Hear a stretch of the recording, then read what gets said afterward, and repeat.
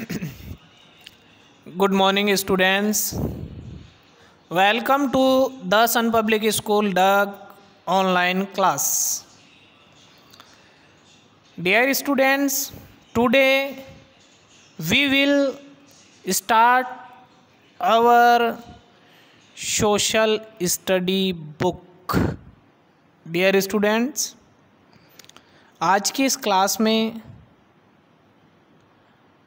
मैं आपका social study का टीचर अशोक कुमार शर्मा आपको chapter first our Indian constitution, हमारा भारतीय संविधान,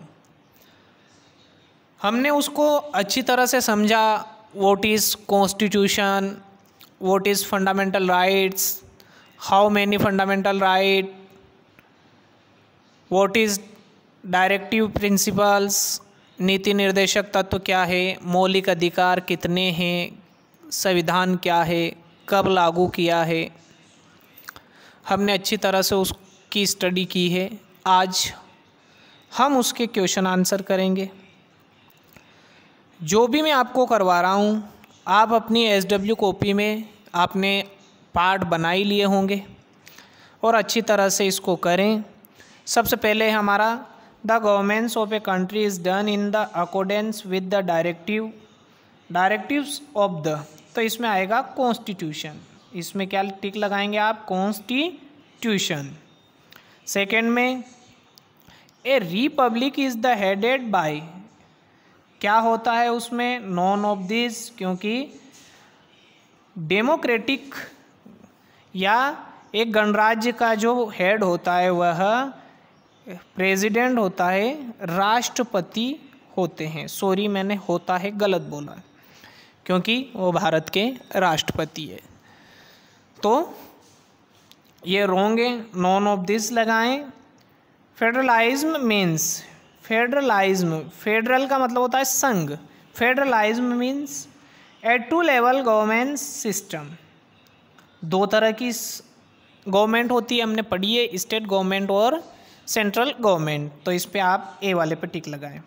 this is not fundamental rights, कौन सा मौलिक अधिकार नहीं है, राइट टू प्रॉपर्टी, संपत्ति का अधिकार। आपके पास अगर संपत्ति है तो आपको उसका ब्यौरा देना पड़ेगा, जानकारी देनी पड़ेगी और सरकार को टैक्स देना पड़ेगा, क्योंकि आपको not right to property, not fundamental right to property, आपको इसका मौलिक अधिकार नहीं दिया गया है। अगला देखें, the directive principle of state policy are guideline for the government.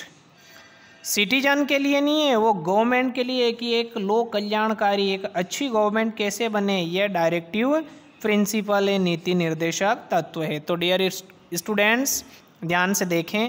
पहले में आप लगाएं कॉन्स्टिट्यूशंस, सेकेंड में लगाएं आप नॉन ऑफ दिस, डी वाला। फेडरलाइज्म का में लगाएं आप ए वाला, फोर्थ वाले में लगाएं आप ए वाला, और फिफ्थ वाले में लगाएं आप बी वाला। समझ में आया? कंप्लीट लगा लिया होगा आपने। आप क्लास 8 के बहुत ही अच्छे स्टूडेंट हैं। चलो अगला देखो, fill in the blanks.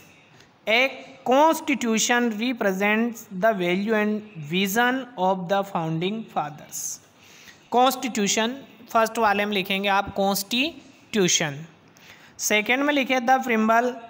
The preamble प्रस्तावना defines philosophy on which entire constitution has been built.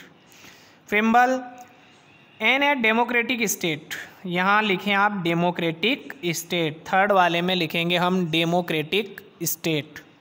Fourth वाले में law and order is included in the concurrent list, समवर्ती सूची, कॉन्क्यूरेंट लिस्ट लिखें। फिफ्थ वाले में the executives responsible for implementing the law, कानून को लागू करना कार्यपालिका का काम माना जाता है। फर्स्ट वाले में कॉन्स्टिट्यूशन, सेकेंड वाले में प्रिम्बल, थर्ड वाले में डेमोक्रेटिक, फोर वाले में कॉन्क्यूरेंट लिस्ट, फिफ्थ वाले में एग्जीक्यूटिव कार्यपालिका। डियर स्टूडेंट्स, आपको ये पॉइंट भी अच्छे से समझ में आया होगा। अगला देखें, match the column. The constitution को मिलाएंगे आप ई वाले से, body of rules law for the citizen and government. Constitute assembly doctor Rajendra Prasad. Preamble concurrent list, preamble को किससे मिलाएंगे, कॉन्क्यूरेंट लिस्ट। फेडरलिज्म को मिलाएंगे आप लिबर्टी, इक्वालिटी, फर्टेनिटी। उदारता, समानता और भाईचारा, बंधुत्ता। अगला डायरेक्टिव